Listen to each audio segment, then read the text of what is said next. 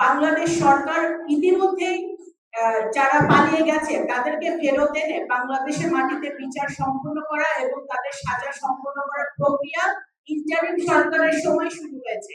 এই প্রক্রিয়া চলমান আছে। আমাদের বাংলাদেশের 17 বছর যে বিনা ভোটে যে ফ্যাসিবাদী সরকারটি ছিল, শেখ হাসিনার প্রধানমন্ত্রী থাকা অবস্থায় শেখ হাসিনার বিচার হয়েছে, সাজা হয়েছে, আরো অনেক স্বৈরাচারীদের সাজা হয়েছে।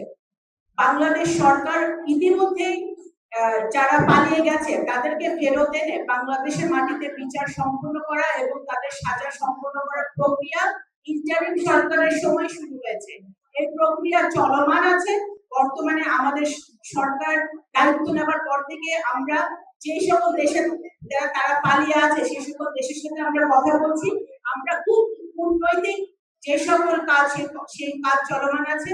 ইনশাআল্লাহ তাদেরকে ফেরত এসে এই বাংলাদেশের 17 কোটি মানুষের সামনে তাদের বিচার সম্পূর্ণ করা হবে।